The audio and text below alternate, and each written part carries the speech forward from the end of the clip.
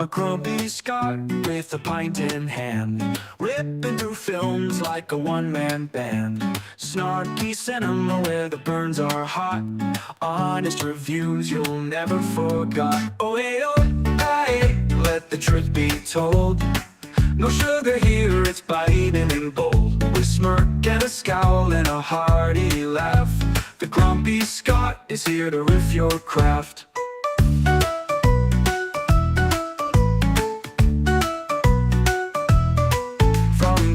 Remakes to sequels gone wrong, he'll tear them apart all video long. But if it's a gem, he'll tip his hat. Rare moments when praise comes from this cat.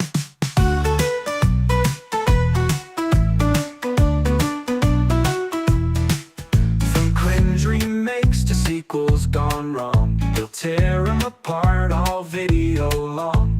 But if it's a gem, he'll tip his hat.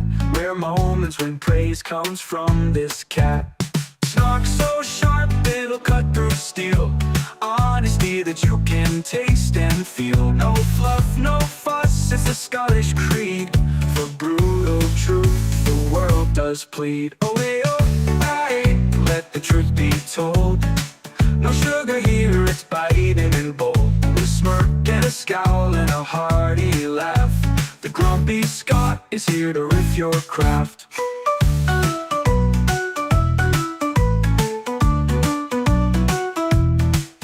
So grab your popcorn and duck for cover. It's cinema chats with a twist to discover. Snarky Scot with reviews that sting, a brutally honest movie rating king.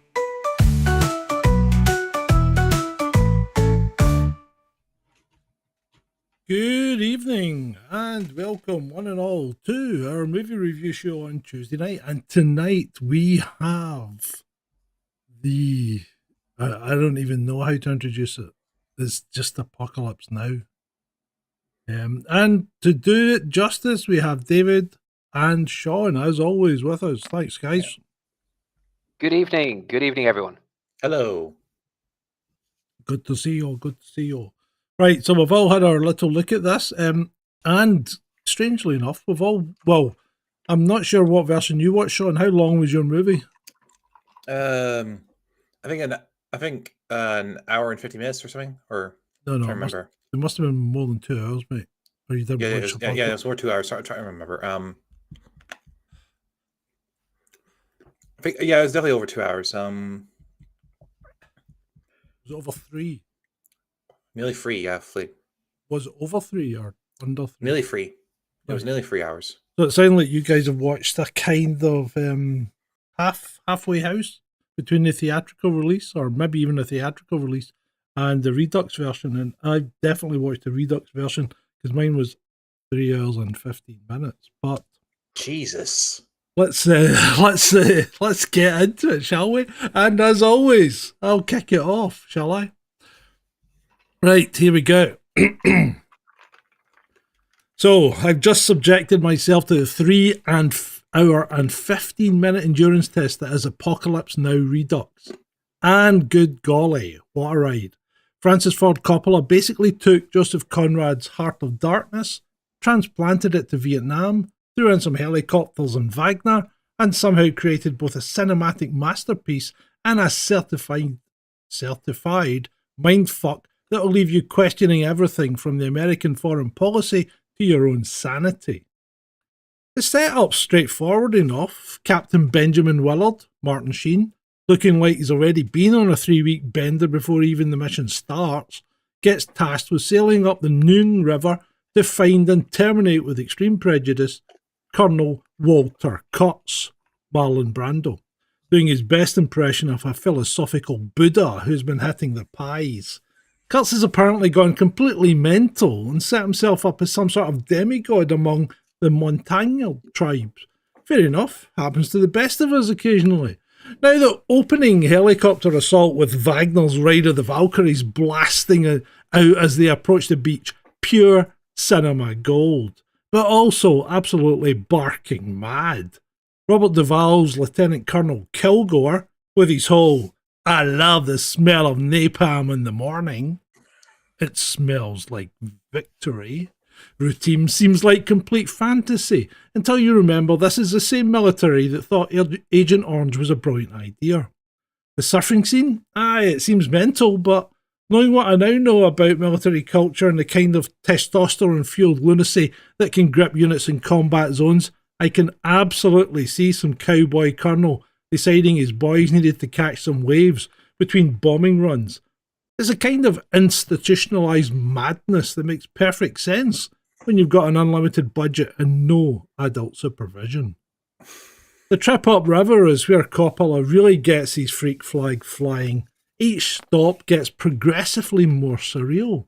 From the USO Playboy Bunny show that descends into near riot because nothing says winning hearts and minds like helicoptering in some strippers, to the bridge that's bombed every night and rebuilt every day like some sort of military Groundhog Day scenario. Willard just takes it all in with the detached bemusement of a man who's either seen it all before or is maintaining a steady blood alcohol level that would fell a horse. Sheen's performance here is brilliant. He's our guide through this carnival of carnage, and his voice-over narration has that perfect mix of world-weary cynicism and creeping dread. Then we get to Kurtz's compound, and bloody hell, it's like Lord of the Flies directed by someone who's been reading too much Nietzsche, while on a steady diet of amphetamines and existential crises. Brando's Kurtz is genuinely terrifying, not because he's obviously mad, but because his madness makes a twisted kind of sense. His whole judgment defeats us philosophy isn't wrong. It's just been filtered through a mind that's snapped under the weight of impossible moral contradictions. The ending sequence, Jesus wept, what a piece of filmmaking, intercutting Willard's assassination of Kurtz with a ritual slaughter of a water buffalo is a kind of heavy-handed symbolism that should be absolutely insufferable. But it somehow works perfectly. Aye, it's brutal. Brutal enough to send animal rights activists into apoplexy, but it drives home the point about the horror of what we are capable of when we strip away the veneer of civilization. The Redux cut adds another 49 minutes, including the infamous French plantation sequence that's like taking a detour through colonial guilt while your main character development is on pause. It's indulgent as hell, but it also gives you time to breathe and contemplate just how thoroughly fucked this whole enterprise is. Look, Apocalypse Now isn't a film you enjoy in any traditional sense. It's an experience that grabs you by the throat and doesn't let go. It's simultaneously the best and most insane war film ever made. A meditation on the nature of evil that would make Conrad proud, and a technical achievement that nearly killed everyone involved in making it. Coppola essentially had his own Kurtz moment during production, going massively over budget, dealing with typhoons, heart attacks, and Martin Sheen's very real nervous breakdown, and somehow channeled all that chaos into something approaching art. Whether you love it or hate it, this film will stick with you long after the credits roll. It's Vietnam War commentary, philosophical treatise, and fever dream all rolled into one magnificent, horrifying package. Any film that can make you simultaneously appreciate the artistry of cinema while questioning the very foundations of human nature deserves respect. The horror indeed. 5 out of 5 from the Grumpy Scot. There you go. David. You're very Let's quiet. get into it. The one with silence. Yeah. Apocalypse Now is one of the most surreal and darkest war films that you'll ever see. You'll spend roughly the first hour or so trying to figure out what the hell is going on as you're bombarded with colorful military characters like Robert Duvall's Colonel Kilgore, and surfing during certain battle or post-battle scenes, as well as spectacular stunts and pyrotechnics.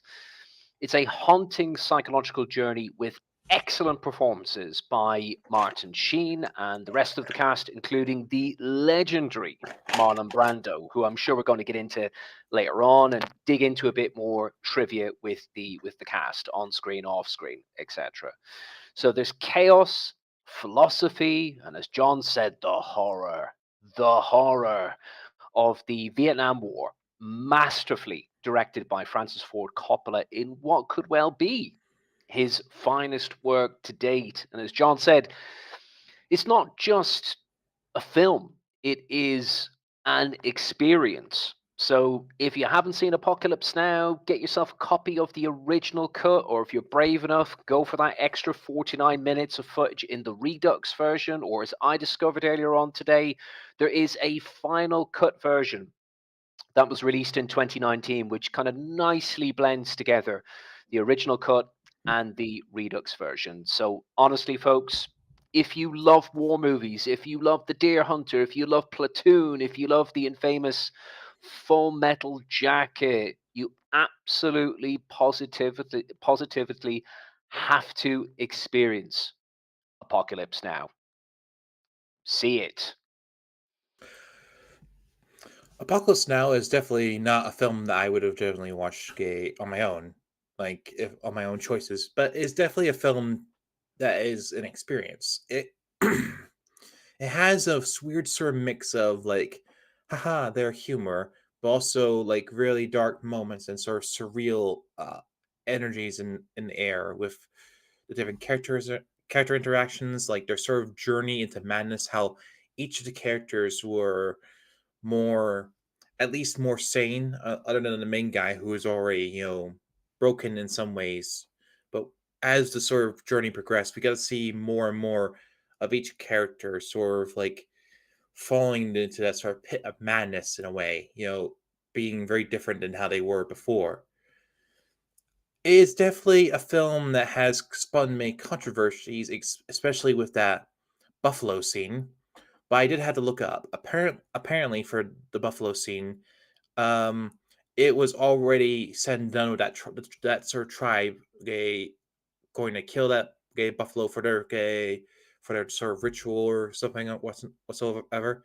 It's just that the director thought, oh, this will be a good opportunity to film this thing that's already going to happen and put in a film. So he did not intend, or he did not make the buffalo get killed. He did not. That was not his plan. It's just something that was happening elsewhere. They filmed it and they put it in the film. And is that reason that's why I'm not deducting a massive fucking score from this video. Like, honestly, I would have like deducted a bunch of points if they actually intentionally did that to an animal for a film. And I remember sending you a message, John, the other night about the puppy. Yes. When the second I saw the cute little puppy and put on the boat, I'm like, nothing better happened to the sweet angel child. It is so adorable. And when they were that mad idiot, the mad idiot surfer, was taking that puppy, putting it in his coat, and going into the little battlefield, and even sticking up his up. I'm like, get the puppet down! You have precious cargo. I think it was child. I think it was a Labrador, Shalini. Yeah, Labrador. It was a precious child. It was a puppy. It was. Yes, puppies are very humans. And unfortunately, nobody knows what happened to the puppy because it just disappeared, didn't it, after one Yes, there was incident. a scene where they were attacked and one of the other characters died. Okay, yeah, boo-hoo, blah, blah. But the puppy went missing. And for the rest of the film, I think... You're traumatized by the puppy.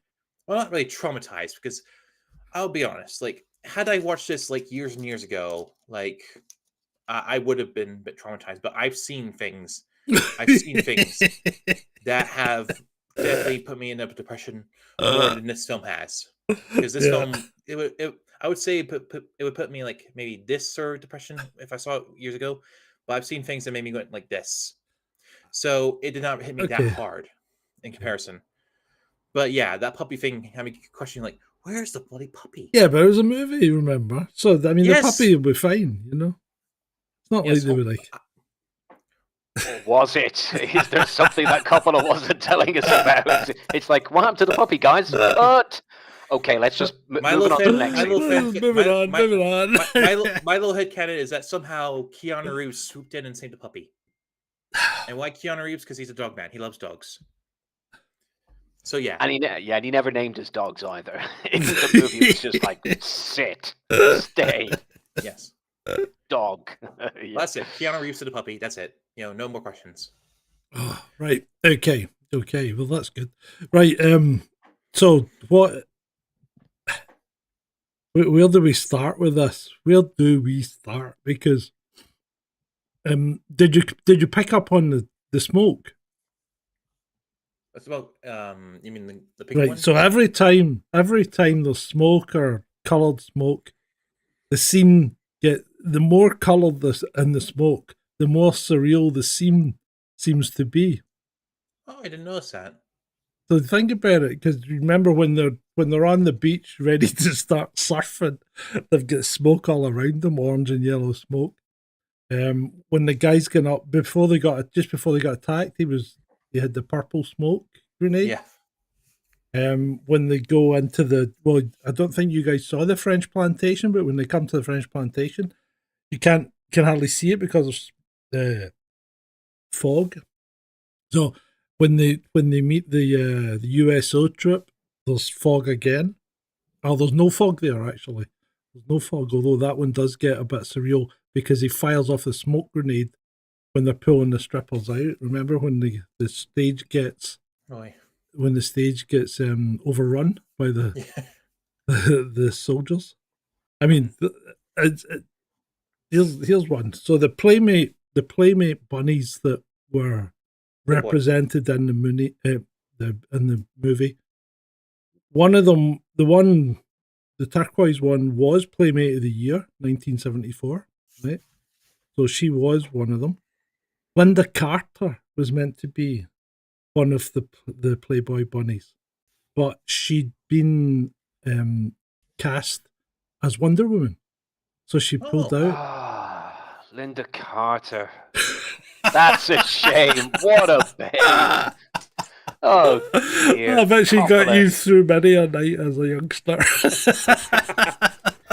My grandfather also. I mean, the intro for Wonder Woman used to come on, and he'd just grab his glasses like really quick. He'd be like, "Shit, where's my glasses?"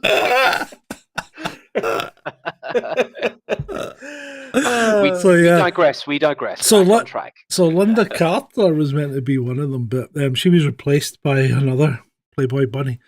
So they were real Playboy bunnies, and this was unusual because Playboy are very particular about what movies and what kind of exposure their bunnies got into. But basically, it was Coppola, and he said to Hugh, "Can I have some Playboy bunnies?" And Hugh goes, "Yeah, sure." Well, that's good. At least someone was cooperating because he got a lot of pushback to the film being about the Vietnam War. Even like the US military, there was quite a bit of and the studios as well. United Artists, I think they were the main studio, and there was a lot of pushback, not just the financing, but just in general. That film faced huge challenges during its principal photography. Yeah. Well, I mean, most of those helicopter pilots were about 18. Because this was filmed in the Philippines.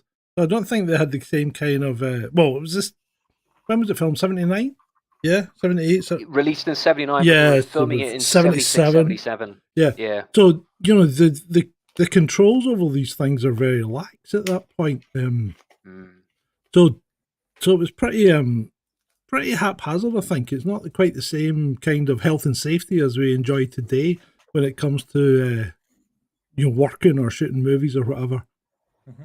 So yeah, almost everybody had some kind of incident during it. Coppola used to fly home to Manila because the typhoon wrecked like half the sets. The first time the USO set up, and they said they weren't going to mention the USO in the movie because USO did not want to be associated with bringing in Playboy bunnies because the USO was more renowned for bringing in people like Bob Hope, but he did say USO. I think Sheen said USO at some point on his voiceover. So they did get tarnished with it. But the original USO set was built quite a distance from the river. You know, they had to drive to it. And Coppola was all set to shoot and thought, really, I want them to come around the bend in the river and see the USO set, but it's not there. So a typhoon came along and wiped out the set. Which I mean, I have to give it to them. Like, it was just the production sets, like Yeah. the effort that they put in, especially into rebuilding it. Like, also, yeah, but because the typhoon wiped it out, right? They got the insurance money from that and were able to rebuild it. Okay, they spent slightly more, but they were able to rebuild the set on a barge on the river. So Coppola got his actual shot the way that he wanted it. But yeah, and a lot of very cheap labor as well. Oh yeah, very cheap labor from the locals. Yeah, that the during the filming of the USO set, I think they had everybody in their ante in there as extras because they needed like 1,500 extras. Coppola was in there. You know, some of the crew were in there. Tourists had been co-opted and brought in. They just had everybody in their ante in there. And they had the fence. And the people that were hanging, watching what was going on over the fence were locals, right? But they weren't part of the movie. Coppola wanted to capture them kind of naturally, so he just let them climb the fence to see what was going on. Like eating their bowls of rice as well. You could see them just like, what's going on here? And they're just going to eat my dinner at the same time. So he did really well utilizing all of that naturalness into the film. Really, really good cinematography. Yeah, and the visuals are just amazing because, I mean, you go from the ride of the Valkyries on the helicopters, and you can believe something like that happening. You know, it's just crazy. Yeah, because you know what the Yanks were like. They were all gung ho and mad. It's very possible that sort of thing happens. Like Coppola said in a documentary that I'd recommend everyone who's watching and listening sees. It's free to view on YouTube, and it's called Heart of Darkness. So it's the Apocalypse Now documentary, and it just gives you some lovely, juicy backstory and trivia into how difficult this film was to pull off. And what actually struck me about Francis Ford Coppola as an individual, like he'd some huge doubts about pulling off this film. That man was actually wrestling a lot of imposter syndrome. Like, I actually stopped for one moment kind of saying, wow, I thought I was bad, kind of self-critiquing and suffering a little bit of imposter syndrome. But he said to his wife on a recording he wasn't aware of, no, I'll score an F in this. This is just going to be a complete failure. But he ended up making the money that he invested into the production back. He made actually quite a lot of money back on this production internationally, but he also could have lost everything. He put millions and millions into it. That that seems very typical of an artist, because like an artist in any form is usually their own worst critic. So yeah, and that is it's very common in any sort of thing, like where it's just like traditional art or just like filmmaking, photography, everything. And this is actually kind of interesting for me, is that I don't know any of this stuff here, like all this extra stuff, all that and this and that. I just watched the film. I just wanted to have like a sort of blind experience, so I didn't look up any like production tips or anything like that, or how they did this or did that. Only things I looked up were the whole the bull scene and and the puppy, and yes, the puppy. yes, which Keanu Reeves saved. But yeah, hearing this is actually pretty interesting to have like directors and actors like, in these sort of situations, and it is pretty good that it worked out very well with their like persistence and hard work, because it was not from what I could tell, it does not sound easy trying to continue this thing when everything was like stacked against you, whereas people like doubting it or literally nature messing everything up, and then you still going forward and then making this film, which is an eye-opener. Did you Did you see a Harrison Ford on it? Yeah. Yeah, quite young Harrison Yeah. Ford, but I'll take that one step further. But that was Have you after. seen- That was. It probably would have been just before he made Star Wars. Yeah, I I actually heard his didn't. voice. I did see Harrison. What? He was actually in it? Yeah.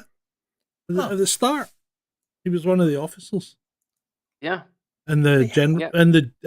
the general's room when they were tasking what's his name, Willard Martin Sheen.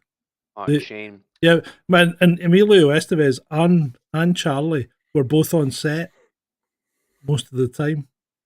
Ah, interesting. Didn't know that. And I guess you guys also spotted a very, very young Lawrence Fishburne as Yes. well. I was like, whoa, I haven't seen this movie in years. And it then just hit me again. The absolute talent that was dripping out of that cast list. Yeah. It was a great cast. Great acting as well. One of I my mean, favorites was Dennis Hopper, actually. Yeah. I personally didn't recognize anyone, which is I thought was it's pretty good for a film. You're not recognizing actors, Yeah. But yeah, I had no idea Harrison Ford was in it. I did not realize that. Maybe I'm just so used to seeing him older now. I just didn't remember him like younger. Since you just said he probably did this before Star Wars. Like it's pretty cool. Actually, it was probably just after Star Wars because this Star Wars came out in '77, so this was filming around about 70. Yeah, he must have filmed Star Wars just before this. So Star Wars was probably not even out in the movies while he was filming this. That's why he doesn't have a big role, He only gets really a couple of lines, but it's his voice more than anything that I'm suddenly, oh, that's Harrison Ford. Bloody Oh my hell. god, I can see it. I can see it. Mhm. Like you can't Yeah. tell. But I'm looking at the picture and like, that's him. He pulled a Clark Kent on us. But also then don't forget about Robert Duvall. I think he's Oh, one of the unsung heroes as the Colonel in that. He was so in character. So- Like he just held it amazing. Yeah. So I don't know if you got this bit, but in the Redux, Charlie Sheen jumps back, not Charlie, Martin jumps back off the boat, says, "Don't leave without me," runs to the helicopter, takes the Kilgore's board, his surfboard, and takes it on the boat with him, and they go off with the surfboard. And then later on that day, they've camouflaged the boat and it's hidden under some trees. And all you hear is Kilgore in his helicopter going up and down the river going, "I really like that board. I really just want the board back. Just give me the board back." And that's, they're laughing their guts out on this boat as he's flying up and down the river with this disembodied voice going, "I really like that board. I just want my board back." Absolutely crazy. But I don't think that was in your version, and it's just one of the differences. I think there's loads of little tweaks, and 49 minutes is a lot of footage. So I think the buffalo scene was probably extended in the Redux as well, because you see the buffalo getting hacked about three times. But I think it fits in really well with the whole, as Kurtz is getting taken out by Charlie. Yeah. Did you have the decapitation of the guy on the boat? Yeah, well, I didn't see him get decapitated. No, I but just saw you saw his head being dumped Yes, on head Charlie's lap. Yeah. Charlie Martin's lap. That was genuinely frightening. That was actually Yeah. unexpected and quite chilling if you've only watched the film for the first time. I haven't seen it in a very long time, and it still got me. I'm like, oh my god, they got him. Yeah, I He was couldn't call in the when he airstrike. when he tossed his head, it was like, okay, wait, what's that? Oh, they got the cook. Yeah. Those scumbags. The chef from New Orleans. I like It was a bit tightly. What was it Charlie said? Not Charlie, Martin. I keep calling him Charlie. So Martin Sheen in his voiceover said he was a bit tightly wound for Vietnam. In fact, he was probably a bit tightly wound for New Orleans as well. But yeah, it was there's just so many one-liners in it and throwaway lines that they just stick in your mind, especially when Marlon starts philosophizing.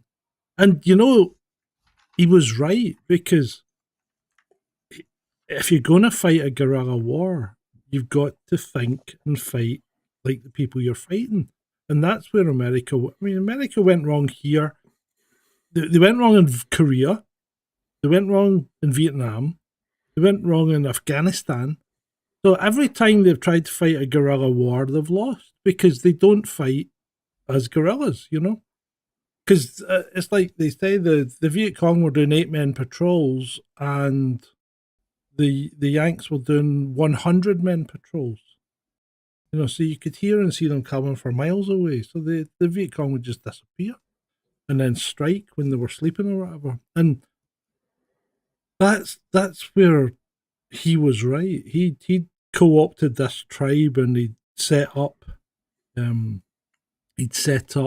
this basically guerrilla army from this tribe, which was a kind of lost tribe of Vietnam that was in between the North and the South, because the South didn't like them and they didn't like the North, and they spoke a different language as well, which was quite interesting.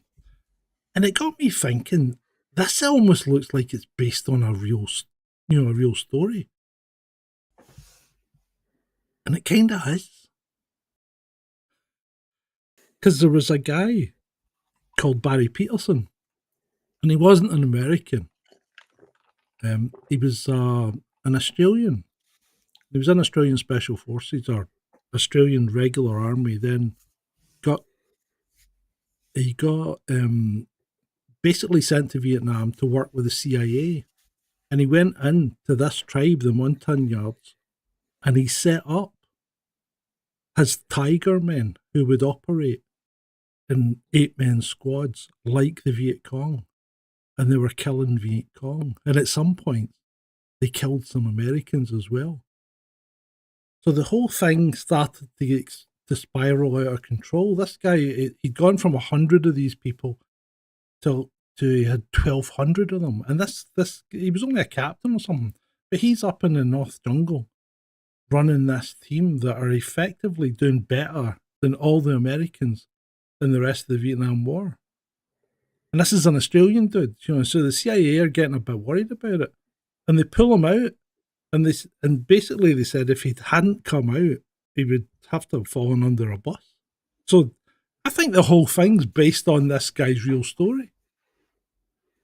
Yeah, Quite there wild. was. The CIA, monologue, what is it? The CIA used to call him Lawrence of the Central Highlands, because he was like Lawrence of Arabia. Yeah, there was definitely that feel of Mad Max meets Lord of the Flies. Mhm. Like you said that in your opening monologue Yeah. review, John. There definitely was that. I got that vibe, and I actually thought that as we were starting to witness the horror. Like, there were guys dangling from trees, like naked. Yeah. There was Yeah. like decapitations, like like that particular part in the original cut. I think I said this during the back end, John, over the last couple of days. Not only is this just so surreal, it's insane. You have this kind of like fever dream, for the first Yeah. kind of hour and a bit or so. Yeah, it's just so out there, and it's kind of hard to gauge with what's going on. But then you get into the last 45 minutes, and that is the real meat on the bones when they enter the compound Yeah. of the Apocalypse Now cult. And it all started coming to me. I'm like, I can see why John likes this. He wants to do a review of this because there's the cult aspect Yeah. to it. Also with Kurtz, there's so many things that you can extrapolate Yeah. from that particular scene, and it's a great monologue by Brando as well. Yeah. Did you get the part where he tells you the story about the inoculations that he went and did as And the Yeah. arms being hacked off? Yeah, Yes. yeah. Yeah. And the chef, explaining to Martin that the guy's off his skull. This is nothing but pagan idolatry here, and that happened to that guy Peterson as well. The tribe adopted him as a demigod. because he was so good at organising them. They thought he was like a throwback to a religious figure from their, you know, their history, which is, there are a lot of parallels between this guy Barry Peterson and his Tiger Men and what Kurtz was doing in Apocalypse Now. So it's always a little bit of truth in everything, isn't there? Quite interesting. Indeed. And it really worked, actually, having like the kind of the slow reveal of Marlon Brando and keeping him for the most part gradually taking him out of the shadows. And there was a reason for that, because he turned up late during production. There was a whole hoo-ha, and he also came 80 pounds Yeah. overweight. Yeah, He was he's been- supposed to be a very different fit. And there was this whole hoo-ha, this whole flurry and a rewrite and whatnot, and he very nearly, it very nearly didn't happen for Marlon Brando. So the guy that was responsible for looking after the boats, right? The crew chief who was responsible for looking after the patrol boats they had. He was, when you saw Marlon Brando standing and, you know, like with the backlit and the temple and all that, that wasn't Marlon Brando. That was this guy, because he was 6'6" and huge. He was playing Kurtz at that point. Clever. Oh. Yeah, because Marlon Brando was, as you said, he'd been eating all the pies, and he just wasn't fit for it. And he was paid in advance. He was paid at least $1 million by the director Francis Ford Coppola out of his own pocket just to get him booked. And the reason why Marlon Brando went a bit crazy was that Francis Ford Coppola, the director, he wanted to redesign or rewrite a bit of that ending scene at the Apocalypse Now cult or the complex. And Marlon Brando was like, no, I'm not coming. And then he came late. And he came overweight, and he just wasn't prepared. He didn't know the dialogue either, so he caused a hell of a lot of trouble for Coppola. But it worked out okay in the end. He came out looking pretty good with his fantastic monologue. So something I really like. Oh, sorry, on you go. Something I really liked about the sort of ending between him and the main guy is that, like, the sort of shadow silhouettes that you notice throughout the film, obviously to hide who the actor was, you know, and we even see that like when with their first introduction. Something I noticed and liked near the at the end after he killed him, you see him being all sort of silhouetted in a shadow, and so it's some like him either overcoming or becoming slightly more like him in a way. Mm-hmm. That's something I really liked. You know, sort of parallel there in the visualization. From the shadows to the light, he was coming back maybe to some sort of his former self. He knew his time was up or something like that. He sensed that he was coming to an end, so he was coming back into the light. I see what you're saying. Yeah, well, it's more like he was mostly cloaked in shadow, and then after the main guy killed him, there were points where he was cloaked in shadow. Yeah. So similar to him. So that's something I really liked. You know. You see what I mean? We see what I'm getting? Yeah. I see what you're getting at. Yeah. So what do you think of the ending where he throws his knife down and all the lost boys, basically, because their leader's been killed by this guy, they obviously defer to him and they all throw their weapons down and just let him walk away. What did you think of that? I thought that was like very, you know, it looked very intense. You know, just like, you know, we lost our leader. That guy killed him, but just stay back. You know, they're all just like, you know, he's like the new alpha in some weird way. I don't even get that. I think I'm picking up a kind of sense of relief, you know, because I think this guy Kurtz had a mental hold over everybody that was there, and Willard was the only guy that was able to kind of break free from it. Because remember, the first assassin was basically his lieutenant. Mm-hmm. You know, because that guy? What was his name? Comey or something? So because Willard sees him and goes Comey, and the guy's just staring ahead, you know. Mm-hmm. And that was the guy that was initially sent to take out Kurtz and didn't. And I think I kind of get the impression that this guy Kurtz had an almost supernatural hold over these people through sheer force of personality and will. That makes more sense. That definitely makes more sense. He broke the spell. Yeah, Basically, he did. That's what Willard did. Yeah. Like he broke the spell. He was enticing. He was like a drug, in a way, just like it's Kurtz was, yeah. In some ways, like you said, like the villagers sort of see him as a god, and they couldn't really touch him, but the other guy, the main guy, could. Yeah. So yeah, that makes more sense. The water skiing behind the boat. So apparently this wasn't made up. There was a champion water skier who was in Vietnam and used to teach other guys how to water ski. I could believe that. While in combat, going up and down the rivers of Vietnam. Yeah.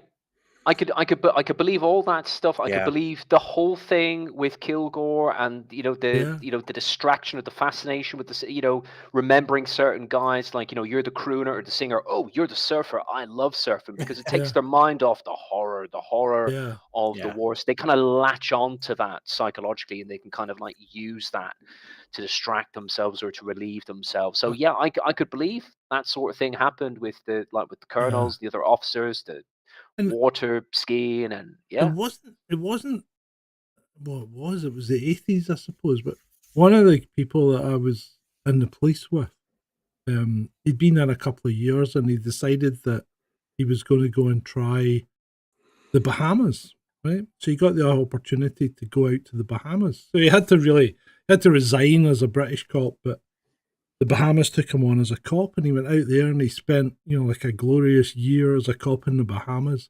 until he got fired. Oh.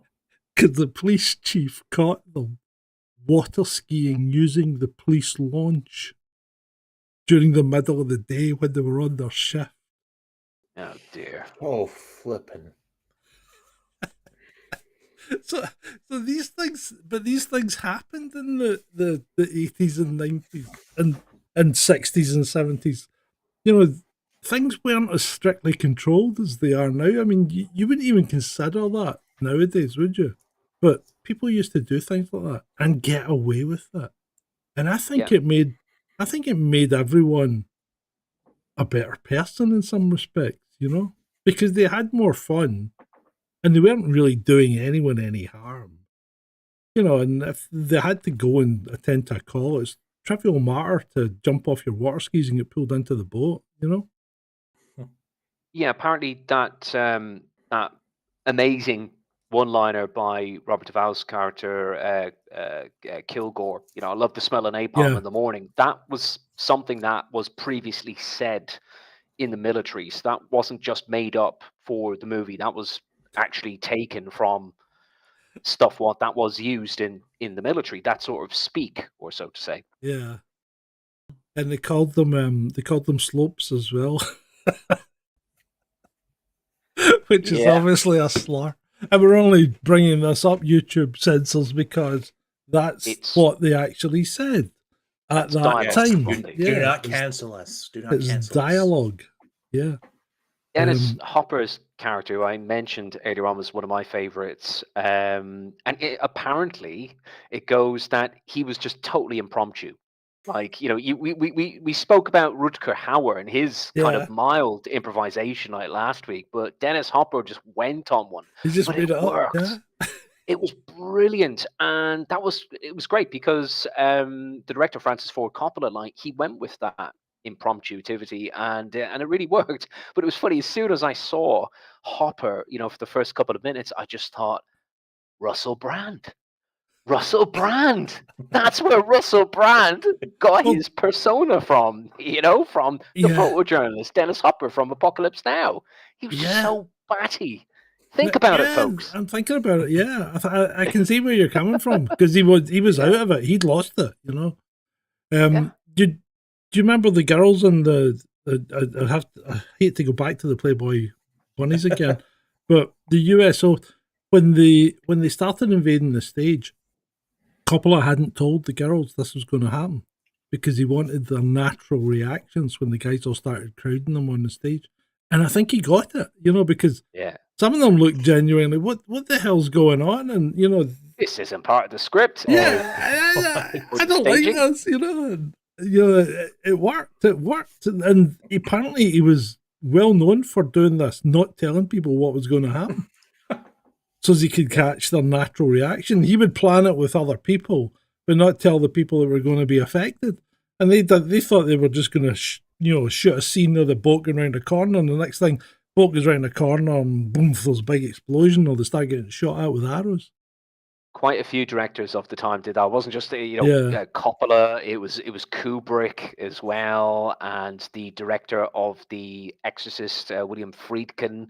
Like in terms of him wanting to get genuine reactions, he'd go around like with a gun, obviously with blanks in it, and to scare the absolute bejesus out of principal characters. And it was a very interesting thing, John. Maybe you got the same thing as myself.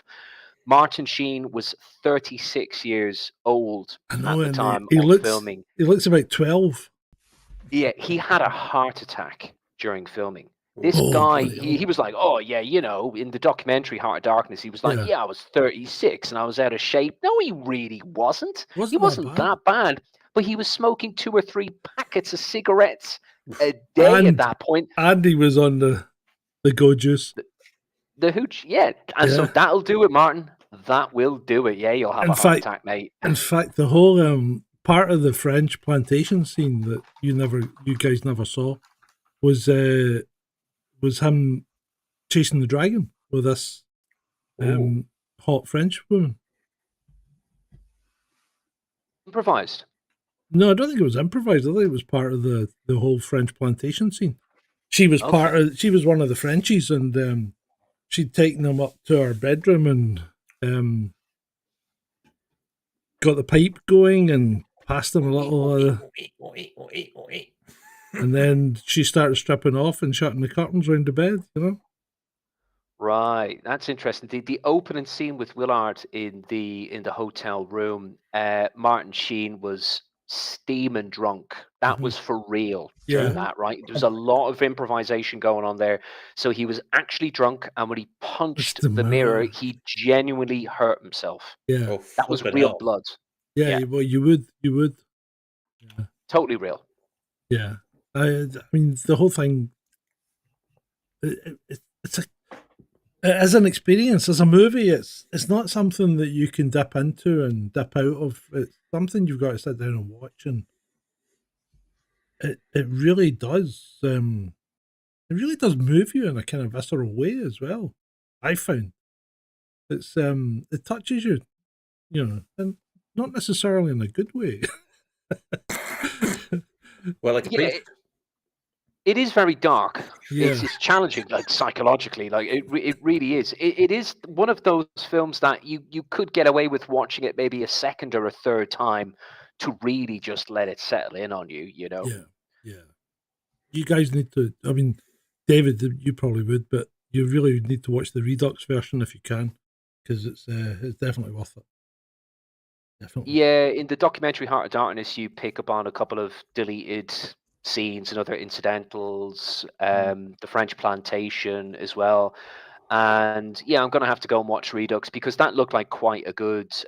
It was mental. The French colonists. Yeah, it was just completely mental because they were behaving like French people do. They were all they were sitting down. Arrogant. No, but they were sitting down for dinner, and then they started fighting with themselves. Yeah. And Sheen's just sitting there watching all this going on, and it's like, and, and then guys are getting up and walking away, and everybody else is coming and sitting down at the table, and Grandpa's at the end getting spoon fed by one of the French girls, and he's spouting off a monologue, and it's just it's surreal. It really is surreal, and of course we knew it was going to be surreal because when you approached the French plantation, it was covered in fog. Yeah, and that's back to the smoke thing. But what was the Dulong Bridge thing like? That was just crazy. Remember the bridge? Yeah. So they came upon the bridge. Pyrotechnics and the fireworks going off, and So they came across the bridge at night, and the bridge was getting blown up. And apparently, what happens every night is it gets blown up by the Viet Cong, and during the day, the soldiers rebuild it, and then it gets blown up again. That just keeps going on and on. I think my favorite my favorite part was definitely in that scene where they're pinned down, and well, the idiot surfer just got up there, and I'm like, "Get down, you have precious cargo!" Oh yeah, and one of the soldiers, okay, was just sort of fed up with this guy who kept shouting. "Ah, ah, ah, ah." So he took one of those like yeah. He took gun, a grenade launcher, and then it's like, and then and I think that's one of my favorite scenes. Yeah, he hit the spot. Mm-hmm. No, I think if you've got to give a favorite scene, I've got to go with the Bride of the Valkyries. It's iconic. You can't fault that scene. It's just wild. It stirs up everything. It's the complete American madness of a cavalry regiment, riding into battle on their metal horses now, riding into battle, not giving a shit, trying to scare the enemy, and just being completely mad. Completely mad. I would scare. not, They were obliterating them, flipping out. I would not be surprised if that sort of Valkyrie thing happened, maybe with some other, like it could have been Jimi Hendrix, could have been like Purple Haze or something like that. And even in the in the former Iraq War, they would play like heavy metal and all sorts of other music as they be in their tanks and whatnot. The soldiers would be all geared up, and there'd be drugs and music and that kind of thing. And that's one thing that Francis Ford Coppola spoke about in the documentary Heart of Darkness. He said that this is Vietnam. This is what happened. That's what I want to tell. I think he's right, because drug use was rampant. The amount of GIs that came back as addicts or didn't come back at all was crazy. It was rampant, and a lot of it was to get you through the day, I think, because Deer Hunter. Look some of these guys were 17, 18. Remember the average age in Vietnam was 19 for a USGI. So for the average age to be 19, these guys had to be 17 and 18 in numbers. Yeah. And they didn't have a clue what they were doing. Basically they had basic training, given a gun and shipped out there. Yeah. A jungle warfare could you get any more? You ever been to the Far East? It's completely different. It's not like taking a stroll down an English meadow. A jungle's completely different. It's wild. And it's not just like it's not just the actual enemy you have to deal with. It's also like the wildlife there, like the flipping tiger. Well, yeah, and it's not just that. It's everything. There's fish in the river that'll swim up your and lodge itself in it. Oh God. There's parasites.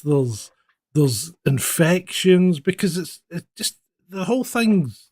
You're really near the equator, and as you get near the equator, everything gets more wanting to kill you. Like Australia, it's just a country full of things that want to kill you. and big ass spiders, big ass spiders, with big fangs the size of pigs. But yeah. So right, what else we got? I think I've exhausted my. I wonder.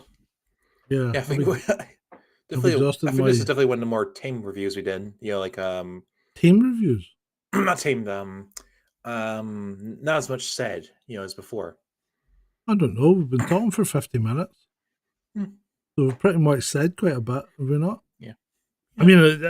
What do you think, David? If you're giving it points, 10 or whatever, what would you give it? I would probably, because of the masterful cinematography and the way that Coppola operated throughout it and the challenges that he faced overall, just taking everything into account, I would give this an 8.5. Okay. I'd give it an 8.5 for very good reasons. Yeah, absolutely. Yeah. Shaun? It's really hard because it's not usually my cup of tea, this sort of film, but I have to admit the cinematography and things were really good. The sort of intense moments. So I'm um I'm sort of like more even on it, but I'm gonna raise it a bit to like 6.5. Cool. Cool. Yeah. I'm giving it a 10. It's an overwhelming movie for me. It's just it ticks every box because it challenges you. It's visceral, makes you think, makes you cringe, it makes you wince. You ride the whole gamut of emotions and watching this movie. I I think can't. that's the first time you ever. I think that's the first time you ever given something a 10. Yeah, I can't think how you could make this movie better. I really It's very can't. unique. Yeah, It's not like Platoon. It's not No. like The Deer Hunter. It's not like Full Metal Jacket. It stands on its own. Like it's on its own shoulders. Like and Yeah. all the other films of all the other famous war films of that particular time are all very individual. As They is are. They are. Apocalypse I'm Now. I'm very glad we went back and looked at it because I'd forgotten just how impressive this movie was, and how well it was done. Yeah, and I really appreciated the effort that was put into the stunts, into the practical effects, into the pyrotechnics as Yeah, well. All of this stuff, it doesn't come cheap, it doesn't come easy. I mean, this is at a time like 70s, 80s, even into a part of the 90s where we still had that. And then technology grew, it evolved more, and we just got kind of yeah. cheaper SFX, VFX, and CGI, and all of that. So it was really awesome to see all of those effects in action too. So it's up to you guys to pick the next. Well, it's up to the audience to pick the next movie if you want to vote on it. So what are going to be your candidates? Oh, is David? Let Would you Sean go? go first. Over to you, I Sean. was gonna say you go first. No, please, you go first. Go No, for it. you. I insist you go first. Oh, for Okay. God's sake! I am going to pick Scarface. Scarface. All right. I don't think I've Interesting. ever seen Scarface. Me You've neither. never seen? Ah, I only know okay. about. I only know about that one line. Al Pacino. Say hello to my little friend. I Right. don't know. I only know about that line. Okay. I think for my choice, I'm gonna go with A Bug's Life. A Bug's Life. Yes, it was one of my favorite movies growing up, and it has some interesting moments in it. Okay. Right. A Bug's Life.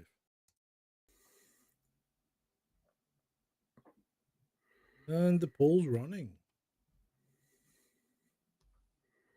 Yeah, Scarface a little bit kind of hardcore for some, but it's just absolute That's classic with Al Pacino. a wild All right. difference between them, isn't it?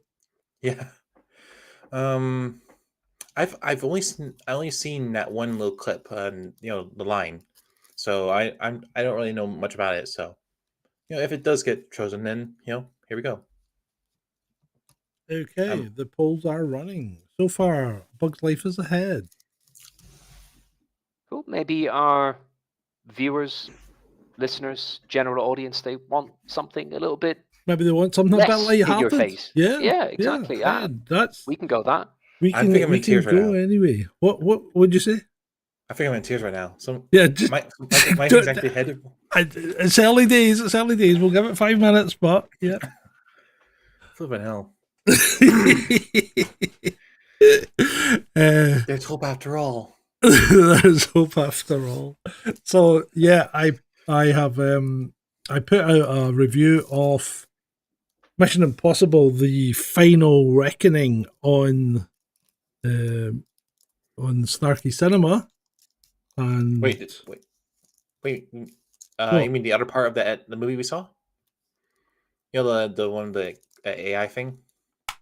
yeah, The Entity, yeah, Yeah. Wait. The second part's out now. Final Reckoning, yeah, it Oh. was out in when was it released? Beginning of May, I think. I've not seen it. Tom Oh. Cruise, yeah. I'll need to watch it then. Yeah. I So I've done a review of that on Snarky Cinema. It's had quite a few views and some comments. What else? I've got Mickey 17 to be published probably tomorrow, and Revenge of the Sith. That's in editing as well. So those two will be coming out over the next few days. So For- what's Mickey 17? Does it have anything to do with the mouse? no. It's Science fiction, isn't it? It's a Oh. movie about cloning, basically. Oh, okay. It's a science fiction movie. It's a Netflix sci-fi movie. Spent a All lot right. of money on it, and A lot of money. didn't get a great return from what I can see. Ooh. Oh, Yeah. Netflix. You win some, you lose some. Hey, Did yeah. you guys happen to watch the Tudum show for Netflix? No, I've never seen it. Yeah, it was this big announcement show about all their upcoming shows and like new seasons, like for Stranger Things, One Piece, all the other shows they have. Basically announcing the next seasons and stuff. So I watched it live. So I was going to say where was I? Good God, I've lost it. Oh yeah, Mark Ruffalo's in the Mickey 17 as well. Robert Pattinson's the main lead. Mark Ruffalo's in it. Oh my God, just watch the review when it comes out. You'll find out what he's like. Evisceration time from the Grumpy Scott. Oh, I'm boy. not. I'll be honest. I'm not a great Mark Ruffalo fan. I think I like him better than the previous guy who played the Hulk. I think the Hulk was better when the Hulk didn't talk, mate. That's why he played him well. He didn't talk as well, but like I do get what you mean. Like people kind of like just like the monster part. They like, and the thing about it, I will say, is that the Hulk was sort of like more progressing into being his own entity from like when Ragnarok, because it wasn't Bruce in there. It was the Hulk. He was sort of developing his own personality, his own existence in a way. And we saw that a bit in actually Infinity War. And some people actually like the whole Professor Hulk thing when it first happened, but the problem is it does take away from the whole monster thing. But it does leave the door open for, well, another version of the Hulk to possibly pop up. So imagine like the Hulk hulking out. And you get Null, or okay, not Null. Just what would you say the Hulk is spelled backwards? Like if you try to say his name backwards. I'm lost. What the hell are we going on about here? I thought Eric Bana was a good Hulk. Ben says Edward Norton was a great Hulk. One film. Yeah, Edward Norton was all right. I liked him. I liked the. I actually quite enjoyed the Eric Bana Hulk. The first movie was okay. I think it had the advantage of having Jennifer Connelly in it. Cole? I think that's what it's called. Yeah.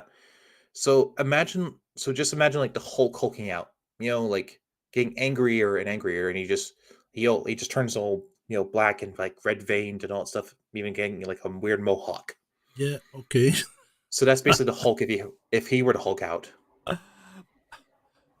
So there's a couple of movies coming out this month. I think Formula One's coming out. I've seen the trailer, and I some people are gushing over it. Like Chris Gore is gushing over it. You know Chris Gore, David. You watch any of that stuff? You watch Formula One? No. Do you watch like Nerdrotic or anything like that? You know that guy Chris Gore, Film Threat? No. I've heard of Nerdrotica, not really gotten into it. Probably Right. not to the extent that you guys have. So anyway, Chris Gore's like gushing over it, saying it's brilliant trailer and all that, and I'm like, well, as an F1 fan, I'm like looking at the trailer thinking, I'm not sure I like this. I think it's a bit striking me as a bit woke, it's the old guy comes out of retirement, and let's face it, Brad Pitt's too old to play a Formula One driver. Brad Pitt's the same age as me. That's just too old to play a Formula One driver now. For me, Alonso's pushing it, and he's 43. So you're not going to be a Formula One driver. I mean, you ever been karting? Yes. David? Yeah. I did karting. It's physically quite difficult, right? Yeah. I mean, imagine a Formula One car where you're pulling 5 or 6 G in corners. You know, it's just you can't do it. That's the kind of There's a lot of training behind the scenes as well. These guys have to do like these days with F1. Yeah, they got to be physically bloody well fit as well. Well, yeah, oh yeah. I mean, these guys are super. They got to do a super amount of training, especially with their neck. Tom Cruise is 60. No, Tom Cruise is 62, I think now. But Tom Cruise couldn't drive a Formula One car competitively. Ben, Yeah, he couldn't do it. Not now. yeah, he's too short. Well, he is short, but he's obviously Tom doesn't like that. Tom doesn't like hearing that. He's not strong enough. Tom wears lifts, doesn't he? Like when, and his shoes. Actually, he has to stand on he has to stand up on those little wind boxes when he's in a scene, so he can see like parallel with someone else. I know. What was to say? Some films I'm looking forward to seeing. Well, I need to watch the Thunderbolts film to see how it is. Some people, because some people say it's actually really good, and it's one of those Marvel films that goes like, "Went from A, yay!" So I need to see that one. And another film I want to see, and also kind of afraid of, is Lilo and Stitch live action version. I swear, do not F this up, Disney. Do not F this up. The Lilo and Stitch live action one. Ooh, I don't know. What else is coming out? There's something else I was looking forward to seeing. Not this month, but I think next month. I think this month or next month. Ben said he saw Lilo and Stitch last week. Don't spoil it. Don't no spoilers. No spoilers for him. You covering your ears doesn't going to make any difference because he's on chat. I absorb chat through my ears. Okay. Another film I'm looking forward to seeing is like this is an odd one because like DreamWorks are doing a live action of How to Train Your Dragon, and I've seen it, and I've not seen the film, but I've seen trailers, and I actually thinks it looks very good. Oh, How to Train Your Dragon? Yeah, like what's the guy's name? Gerald Butler, I think his name is. Oh yeah, is he in it? Yeah. Hang on, let me check. He's a Scott, isn't he? He's a Scott actor. Well, yeah. He is. Yeah. Yeah, no, he is. And this is the interesting thing is he's a knob as well, but apart from that, a terrible phantom. Terrible. I was trying to say, like Gerald Butler, he was actually in the original like animated trilogy, so he's actually just playing his character in live action. Mm-hmm. So this is a really cool moment, and I think he's really fit for the role. So I'm really hoping that this could do well because it could bring in some more people who, just like John here, the Grumpy Scott, who is not really a fan of animation, and so Ben said Lilo and Stitch isn't bad. Okay. He says that's all he'll say, but it isn't bad. All right, good. Right. Okay. And he reckons that How to Train Your Dragon will be pretty good because it's directed by the same guy who did the original. Okay, then that's safe then, And I've seen the dragons for the trailers, and I think, oh my god, they look good. Like, right? I think we're going to shut the polls, and okay, it's I'm shocked. It's a shock result tonight. It is a shock result. So we are closing the poll, and 3, 2, 1. Poll has ended. It's like Eurovision. Yeah. So A Bug's Life, 85%. Hot damn. Scarface, 14. Sorry, mate. I don't know how the hell we get that though. David. How do we get 85 and 14? What happened to that 1% that's gone awry? So there you go. A third option or something? No, there wasn't a third option, I can assure you. Oh. Edge of Tomorrow wasn't a bad movie. They're talking about movies on the thingy there. All right. No, it's good that Cruise has kind of wound things up with Mission Impossible. I said it to Ben and his channel with the folks earlier on that for me, Mission Impossible it started to lose it when they introduced like Simon Pegg as like comic relief, and it just got a bit. I'm like, oh, it's just not. I want it a bit darker, a bit more MI6, more serious. It's like, just give it to me. Just give it to me the way that you had it back in 1997, like when it first came out, And then it was just more comedy, and I'm just like, oh, piss off. Yeah. The stunts, amazing. I think maybe it started off trying to rival Bond, but couldn't, and then went into the comedy side. And I mean, the stunts are amazing, but yeah, they're too much. You know what I mean? They go on for too long. I just find them. They drag on and on and on, and it's like, let something happen and it's done with. It just I think. We're still talking about Mission Impossible, right? So, yeah. The thing is about Mission Impossible is like, is this film gonna be the last one? Yeah, seems so. Yeah. Allegedly, Final yeah. reckoning. Yeah, Allegedly. and something I just think is kind of like a bit annoying in this sort of franchise is that the main guy can never seem to keep the girl in a way, because they made a big emphasis on the second film with his sort of interaction with the girl in that film. Mhm. And then by the third film, he was completely married to a different other person. And then, that went south and they got divorced, even though it seemed like they were supposed to be together. Uh-huh. Then he ended up with the other Asian girl. They seem to have a good mix. And then we saw the last film and saw how that went. Well, and then announced a new girl here. Like, can he just keep the girl? Why?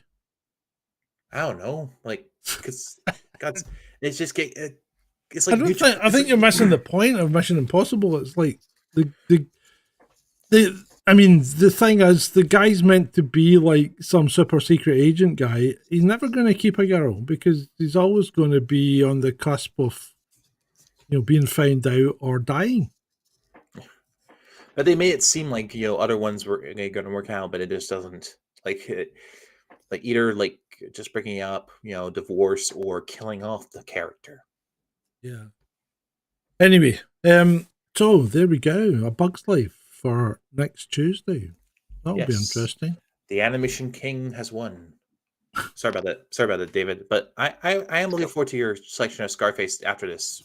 Well, it won't be. It will be another. Well, if you choose Scarface next time, or you're like, Nah, probably not. Okay. I don't think it's an audience thing.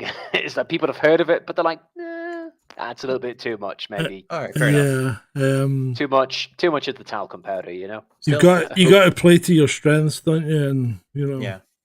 We unfortunately we started this letting the audience pick, so we're going to have to stick with it, aren't we? But yeah, I disagree.